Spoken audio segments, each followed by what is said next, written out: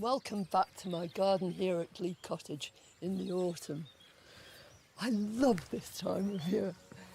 All the colours are beginning to merge together. It's almost as though somebody's taken a great big paintbrush, must have been Mother Nature, and swished it across the whole scene. And yet, here and there are these blobs of brilliant colour, which let you know that autumn is well and truly here.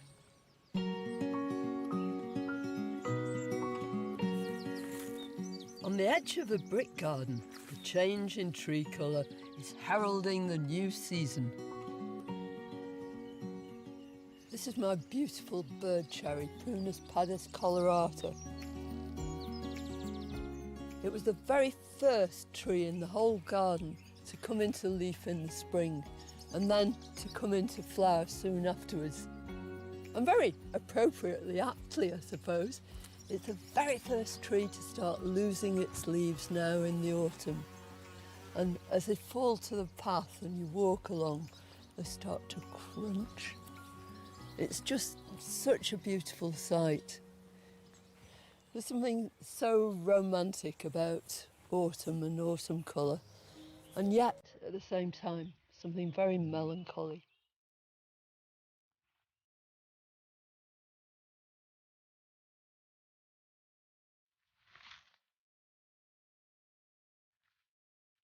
Look at this. Talk about a happy accident. The leaves from this have fallen down and now they've settled on the leaves of this aconite. How beautiful.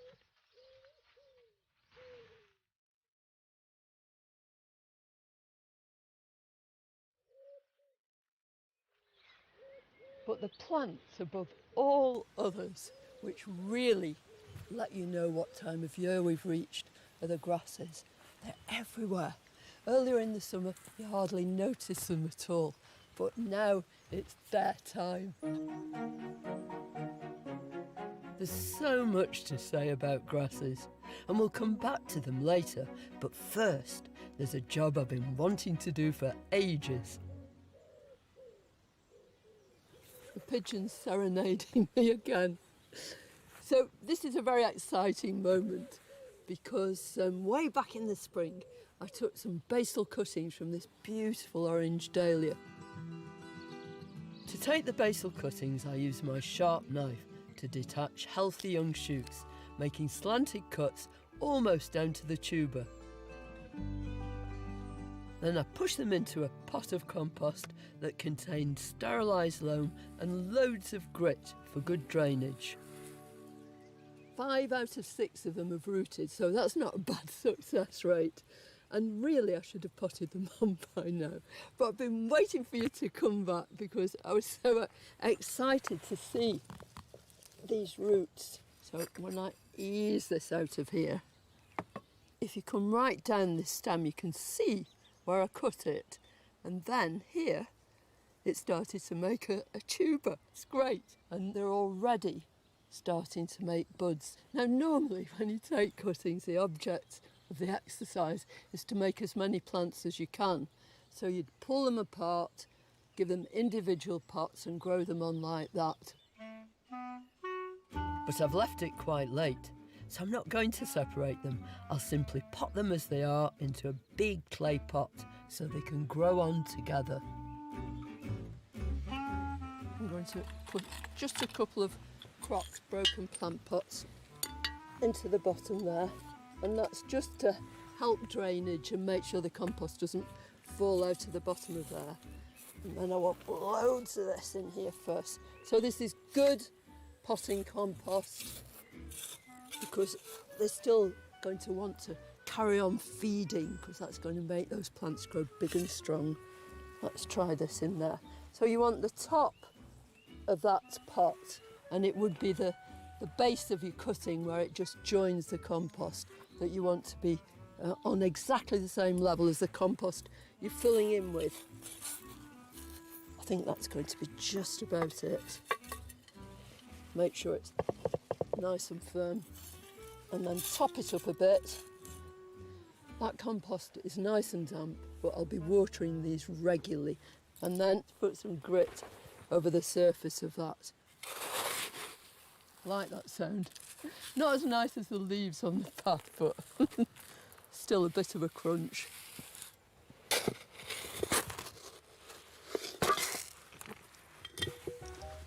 If you need to pot on your rooted cuttings, use crocks to help drainage in clay pots. Use a good quality potting compost and water regularly. Perfect kind of weather for potting up dahlias. A really beautiful sunny day.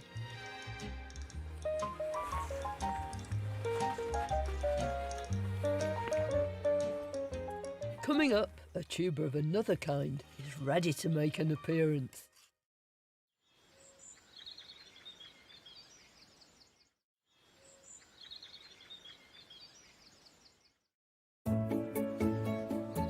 The arrival of autumn brings with it an abundance of delicious edibles, ripe for harvest, and I'm dying to get on with it. I suppose you could call this the productive hub of the entire garden. It's my vegetable garden, and we've grown all sorts of different things in here. But we did an experiment here last year. We used part of the veg plot to store our dahlia tubers. It's a way of overwintering them. We heaped lots of soil on top of them, and they got through the winter brilliantly. The time came for them to make way for my seed potatoes, so I dug up all the dahlias and potted them up. And it's those very dahlias which you can see all around the garden now. But a funny thing happened when we were potting up our dahlias. We put them all in separate pots after we dug up these tubers. But in this one, there must have been a rogue, teeny potato from the year before, because when I looked in the top of the pot, I could see this green growth, and then, look, it's full of potatoes. They're both tubers, and they seem to get on very well, but I wouldn't recommend it as a growing method. A bit earlier too, I'd also planted up potatoes in a great big pot. Because of course, if you haven't got a garden, you can still grow your own spuds. Well, in the summer, when they were ready, I turned the whole pot over. And the crop was so bountiful, it was brilliant. I might even find a few more in here. But now it's time to really go to town and harvest these potatoes that are in the ground, and I can't wait to see. There's something very, very exciting about it. You've seen all this green growth come up, it's all died down, and underneath the ground is where the treasure lies. Look at that. That pheasant that absolutely terrorised the garden and everything in it in the spring is down there. We've just started putting bird food out again, so I think immediately he's moved back. Cheeky thing.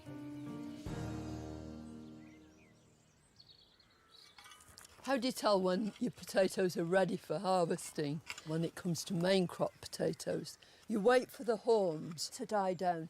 That's these dead stems. And you know then that your potatoes aren't going to grow anymore. So now is the time to harvest them, and this is the perfect day. You want it to be dry because you're just going to leave them on top of the soil for a little bit before you store them. So I'm going to plunge this fork. Which one shall we start with? I think there are a few here from, oh yeah. Here's the first of them. I think it's really lovely harvest. You know, when you start literally seeing the fruits of your labour, or at least the potatoes. The potatoes of your labour. Here we go. Oh dear. You always do it with one or two of these. It's only a flesh wound though. Yeah, if we clean it, I reckon that's part of mash for tea. Now, I can take all these out, leave them on the surface of the soil and let them dry out in this lovely sunshine. Turn them over a little bit, and when they're perfectly dry, I can put them into a paper bag and store them. But if you want to, you can just leave them in the ground, because the earth itself is brilliant insulation, as long as no light gets to them, because then they turn green and they're poisonous.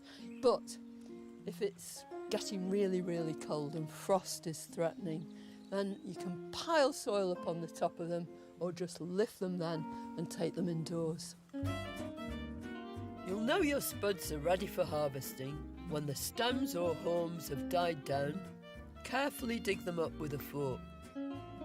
Leave them on the surface to dry out, and always store them away from sunlight, perhaps in a thick paper bag. My spuds sorted, there's something else in need of attention.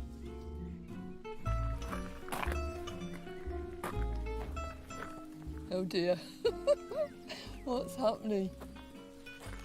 Not only has something happened to my courgettes, but it's raining too. Never mind. These courgettes have been brilliant. We put these in sort of May time and we've been cropping them since midsummer. And they're still going strong. Not quite as strong as they were, but a couple of these fruits have gone rotten at the end and I'm going to actually cut them off. But another thing has happened to these. Although the leaves at this end are really bright green and still got that lovely marbling on them, at the back of the plants, the foliage looks completely white. Very ornamental, but in actual fact, it's a sign of mildew. And it's all down to sort of uneven watering conditions. And of course, we've had very, very dry weather, and now we've got rain. It's an aesthetic thing. It doesn't affect the crop at all. Well, I want to take some of these leaves off because I really think it's going to help those fruit ripen. And of course, the autumn's progressing. There's less and less daylight. I can come right down to the main stem. Use sharp secateurs.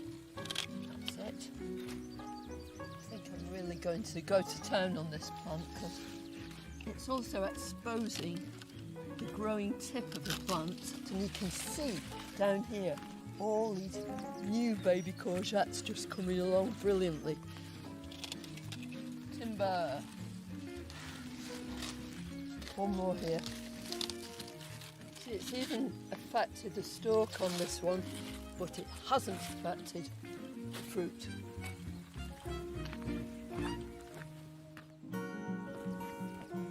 Whilst my courgettes live on to fight another day, I must bid a sad farewell to one of my garden's oldest inhabitants. Oh. This is my lovely greenhouse. It's grown so many plants, thousands and thousands of them in its time. But I'm going to say goodbye to it because I got a brand new one. A couple of things, though, are left behind. These Nicotiana that have seeded themselves into the bench. There's a bit of love in the mist in the middle here too.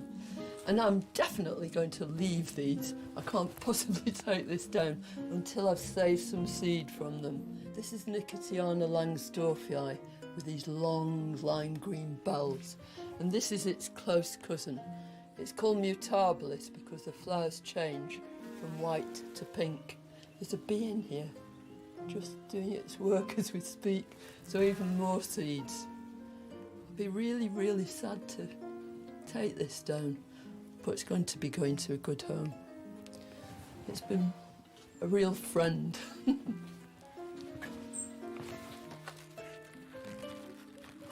But I can't deny there's consolation in a younger model. Come on, come and have a look. Nice in here, isn't it? I think it's lovely, and having this new greenhouse gives me an opportunity to bring a few things across from the old greenhouse. The tomatoes have been so prolific, and autumn's luscious bounty continues outside. Well, these strange-looking containers are actually cattle troughs, and they are perfect, especially for things that love sunshine. So the very first crop we've grown in here are squashes and pumpkins. So these are just about ready to harvest. We sowed the seed for these on its side, because you do that with all cucurbit seed, it stops it from rotting, way back probably April or so, and they'd already made good plants by the end of May. And we sowed 2 varieties. This is one called Uchiki Kuri. It's a Japanese squash. So squashes belong to the same family as the courgettes, as pumpkins, gourds. They're all cucurbits, and cucumbers too, although I wouldn't grow my cucumbers out here. So look at this gorgeous crown prince. It's a very beautiful thing as well as being delicious. You can see that it's made all this extension growth. In fact, it's been lolling around in this chair for ages. And what I want to do is take some of that off, because the plant is still going to expend loads of energy into trying to make those shoots longer and longer. And I don't want it to do that. I want it to concentrate on ripening this fruit. All you've got to do is be very, very careful that you cut the right stems. So I think this is where this plant's coming from. So if I cut back here, so I think that's most of that. No. That's enough. Right.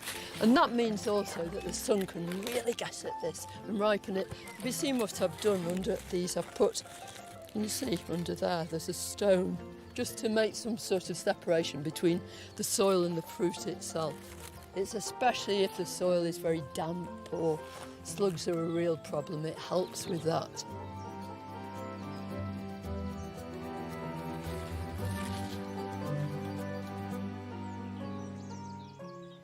So I'm going to harvest this lovely Uchiki Kuri.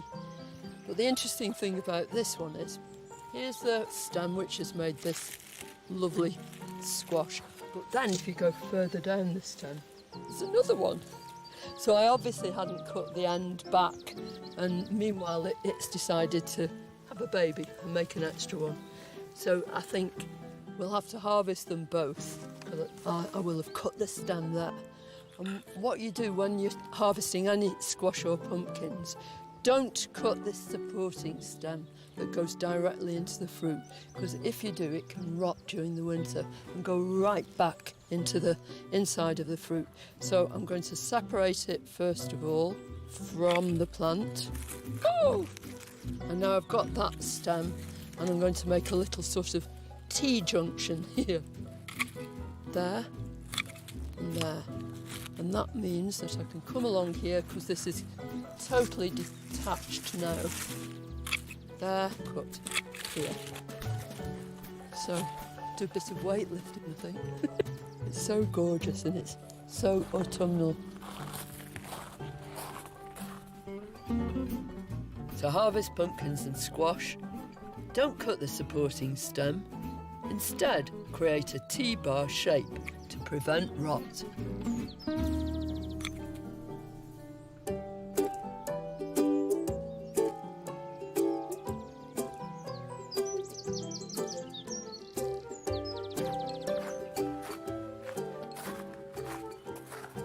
You might be wondering what this strange organism is that's protruding from my sweet corn. It's very, very simple. It's actually a crisp packet. It's not just any old crisp either. This is chili flavour, and the reason it's growing from this sweet corn is to deter the deer that were intent on eating them. So if I take it off, you can see the damage they've started to do. And so far, it's really worked. Corn is just such a lovely plant to grow. It's a grass of sorts, a kind of cereal. People suggest that you plant it in blocks because you get good pollination in that way. What happens is that these up here, you can see the pollen on that. That's the male flower, and that pollen falls down onto these tassels. These are the female flower. This is a sort of ovary, if you like, and this is where that corn is made. When they're really, really brown, you can peel the outside away and drop them into a pan of boiling water with a bit of salt in it. And they only take about less than 10 minutes to cook. Take them out and smother them, not in chili crisps, but loads and loads, lashings of butter. back you go.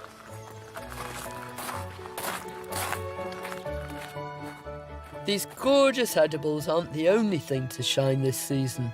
Next, it's grass in all its autumnal glory.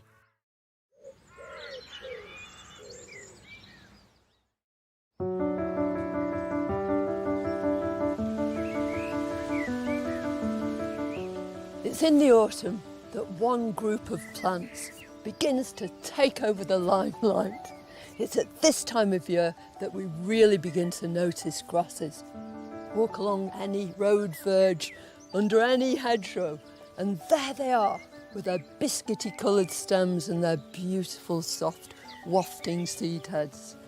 They're an incredibly diverse group of plants too, mainly because they've evolved to suit every situation. You get grasses that thrive on the top of mountains, right down into bogs, by the seashore, absolutely everywhere.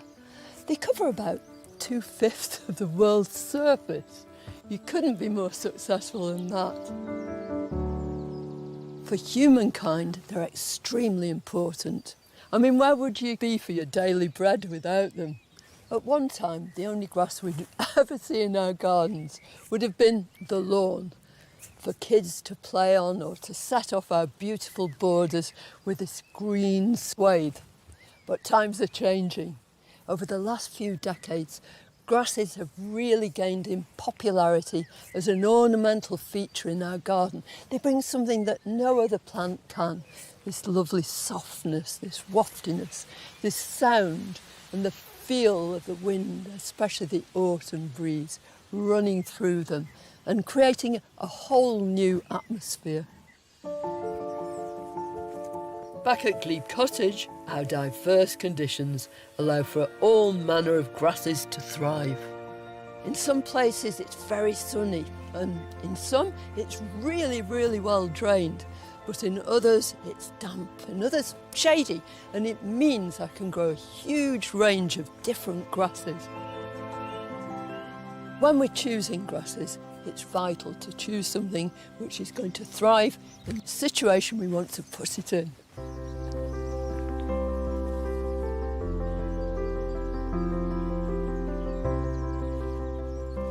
And we seem to have got it right when we planted these. These Millennias absolutely love this corner. So when I was planting these beds in the first place, I thought, I don't really need great big grasses in here, but I do love Millennias and they love our damp, heavy soil. So I started off with this one. This is one called Edith Dudsus. And see how refined it is. It's got these long, narrow blades and it's very upright, very erect too. And it's the perfect grass if you want to bring a Millennia into your garden at this time of year. All these beautiful inflorescences are purpley blue, but later on the whole thing will go completely golden. They're just delightful.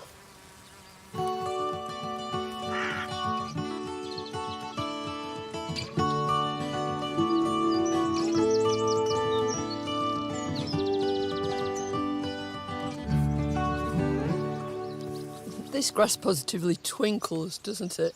With the light coming through its seed heads. It's got lots of common names, this. It's called pheasant grass. It's extremely popular here and really does very, very well. Seeds itself all over the place. And it's an evergreen grass. So once these flowers and seed heads have gone, this lovely mound of beautiful foliage will remain.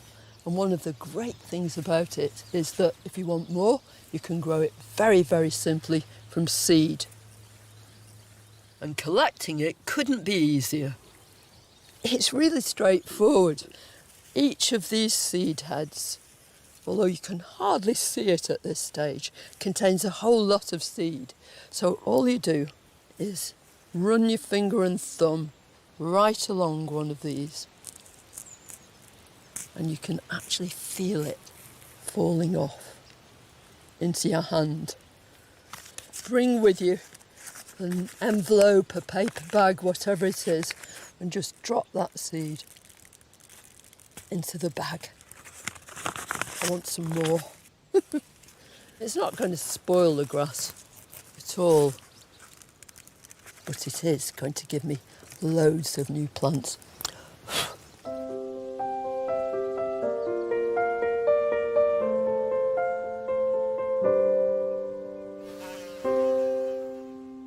Some people think that grasses are no good for wildlife, but although their flowers aren't pollinated by insects, they're wind pollinated, the pollen flies for miles. Nonetheless, particularly at this time of year in the autumn, they provide homes, venues for all sorts of creatures. Look at this spider on its web here. It's going to eat round this bit of leaf that's fallen on the top of it so it falls through, and then it'll re-sow it and put it back together. And it's time for me to sow my grass seed. So all I've got is just regular seed compost in a half seed tray, because I think these are the best things. You don't get too many seedlings then if you use a full-size tray, but you can use a pot, anything at all. Winnowing is something you associate with people who have been reaping corn, separating the grain from the chaff. But you have to do it with your seeds as well. You have to make sure that they're as clean as can be. So if I tip this out, I've got loads of seed, but I've also got some dross, some debris. So that's from that seed head. But the seed is heavier than all that stuff it was sort of wrapped up in. So all you do is just blow it away, and you're left with the seed, lots and lots of it, and then you can sow it. A pinch at a time, just slightly above the surface of the compost, around the edge, and then into the middle. We want these all to grow up and have a bit of space to develop before they get pricked out and potted separately. And that's it really, so some grit on the top, both to hold the seed in place and just try and put any weeds off. She's seen it all before, haven't you? But it's very nice to have your company. And then just cover the whole surface of the compost with grit. So easy, so straightforward. And those will germinate very, very rapidly within a few weeks or so. If you want to give it a go, blow the dross away from your seed, then sow it on the surface of seed compost, and make sure you give each seed plenty of space to flourish. And here are some I prepared earlier. I think Hackanaklaw has to be my favourite, but this is a close second, this Nasala tenuissima. And I'm really looking forward to putting these little plants in that we've grown from seed. Eventually they'll waft, just like this.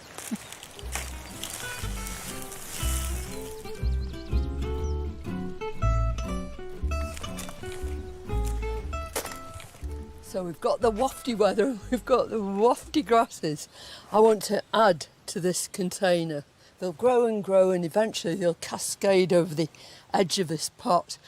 Each of these came from one seed and they're really looking quite dapper now. Just imagine the effect that you can create with lots of plants. And if I turf one of them out, look at that, really well rooted. Just ideal. That's the best stage to be planting these. They're not pot bound, the roots haven't gone round and round. Just push it in. Not adding anything extra to the compost in here. It's perfect. I mean, when we planted this, we didn't improve the compost in any way. It was fine. We just topped it all up. And grasses will grow happily in that sort of situation. At the moment, these look like separate entities, but eventually, and it won't take them very long before they all start to mix and mingle. One more down here.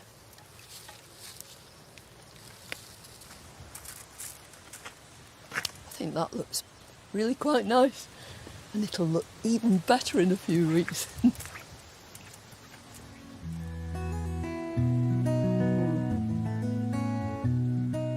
Whilst my grasses are pretty low maintenance, some residents of the garden require a little more TLC.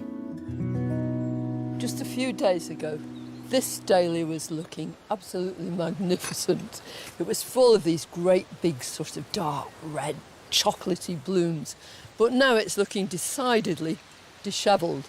And that's because I haven't deadheaded it, so I want to do that now.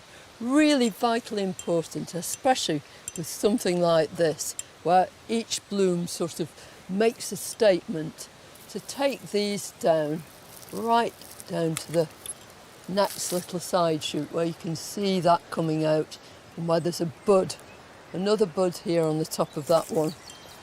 So in a case like that, you come right down that stem until you bump into that bud and then snip it off. And always use sharp secateurs or really good scissors. But how do you tell the difference between a spent flower and a bud? It's really quite straightforward. So here's a really good example of a bud that's just about to open. You can almost see the colour of the petals here. It's round, it's positively spherical, and it's fat. And it's quite sort of dry. On the other hand, this one, especially if I take these petals off so you can really see, it's not just the fact that it's got a few dead petals there, but if you push it, it's really squidgy.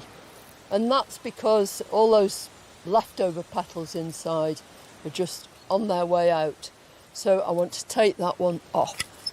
The whole object of the exercise is to remove these unsightly heads and just make absolutely sure that every one of these buds which are just coming through get an opportunity to be just as good as the ones that were here last week.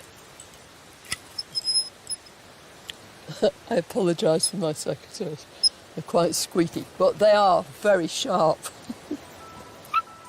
When individual dahlia flowers are on their way out, find the squidgy spent buds and cut the stems where another bud is emerging. And always use sharp secateurs. Autumn can bring with it a lot of goodbyes, but sometimes you get a lovely hello. Isn't this just magnificent? A couple of months ago you could hardly see anything at all.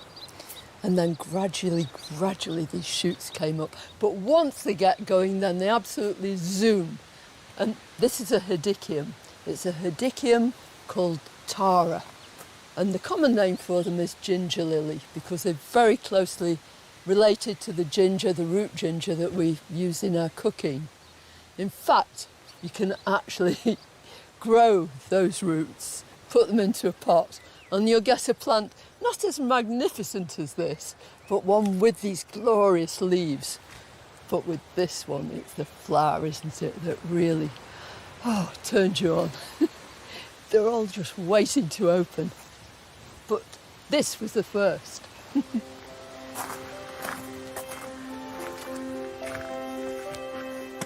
That's not the only thing that's looking beautiful at the moment. Just look at this lovely grass. This is Miscanthus sinensis and it's called flamingo, that's its variety. And it has these soft pinky plumes. It's very, very graceful grass, I think. Quite fine blades too. So the whole effect is quite shimmery when it's all in flower like this. This Miscanthus is at the height of its beauty during the autumn.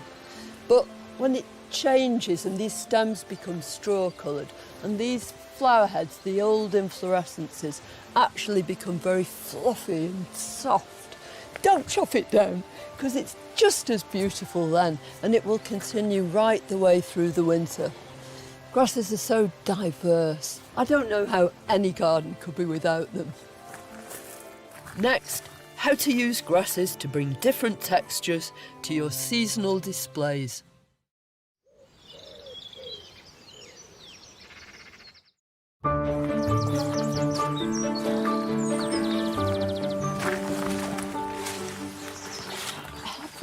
look, there are signs of the changing season. I mean, this lovely Cercidiphyllum here, its leaves are golden already.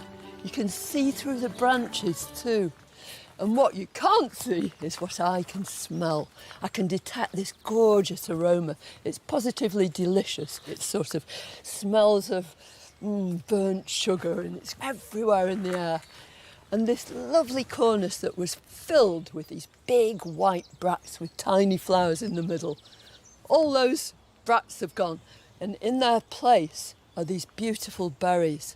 Green at first, but now actually turning red. Autumn's well and truly here.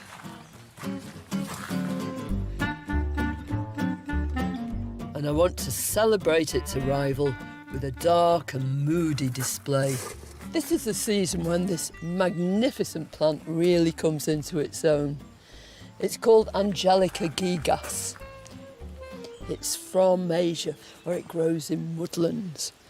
Don't you just love the way that these flowers just make these almost spheres? And that means that every single one of these tiny florets which compose every flower head can get pollinated easily. And this plant is pollinated mainly by wasps. Now, don't be put off at all. Wasps are a really important part of the whole system in the garden. They'll kill flies, they'll take caterpillars, aphids, all sorts of things. I've chosen this plant to play the sort of central role in this planting I'm going to do in this great big tub. It's actually a water butt, but inside it is a big tree pot full of great compost. And I love that colour actually, with this dark, muted kind of crimson. So as well as this gorgeous Angelica, I'm going to use some grasses. This is the first one. People call it blood grass. Its real name is Imperata cylindrica rubra.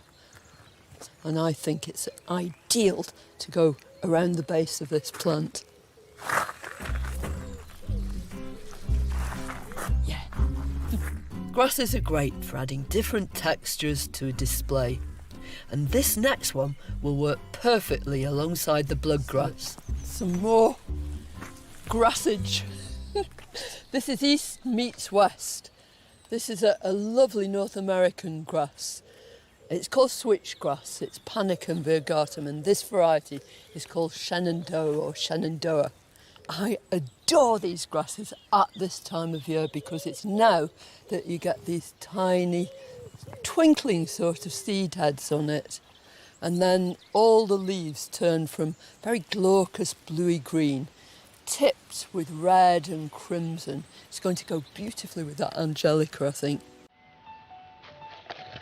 Yeah. Can you see that?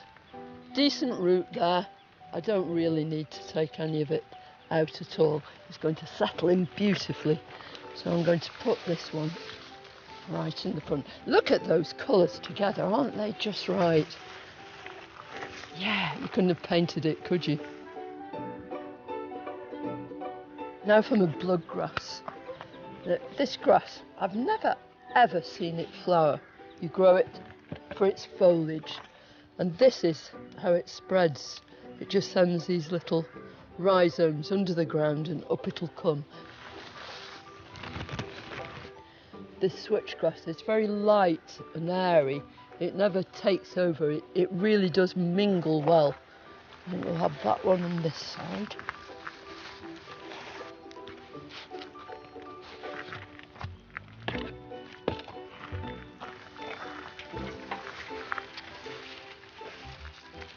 So another Imperata in that side, and then another of these lovely switchgrasses. Now I'm grasping it around the base of the stems. I won't do it any harm at all, and it means I can ensure when I put it in here that it's at exactly the right level. Whether you're planting in a pot or into the ground, you always try and ensure that the compost at the top of the pot is level with the ground around it, or in this case, the rest of the compost. The colour here is very restricted. So when you're standing at the lower level, you'll look through this, you'll see these gorgeous glowing rudbeckias, and then the cotinus, which picks up the colour in here too. It really is a lovely autumn pot.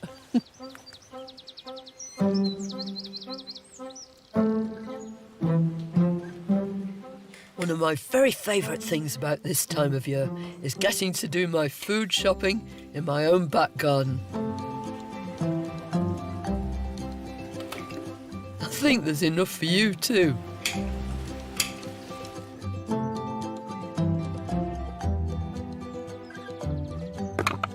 It's pretty heavy and a bit of autumn sunshine. It's beautiful. So welcome to my harvest festival. This represents a whole load of the crops that we're just picking at the moment. And this is the peak time really for harvesting all sorts of things. Our gourds have ripened beautifully. We've got courgettes, masses of tomatoes. We've dug out potatoes. And here is some passata that Neil made from all those pans of little tomatoes. Next time, I'll be exploring the magic of bulbs. How is that for perfection? This tall stem and this great white chalice. And showing you a family of flowering plants that no autumn garden should be without. Salvias. Can't wait to welcome you back to Glebe Cottage next time, but bye for now. And Carol's back again next Thursday at 7. She was the royal refugee with a shattered childhood. Marina of Greece, the Forgotten Royal, is brand new Saturday at 8. And it's the Grand Dame of Luxury Heritage Trains next as Bill Nighy takes us on one of the world's most scenic railway journeys. The new series continues.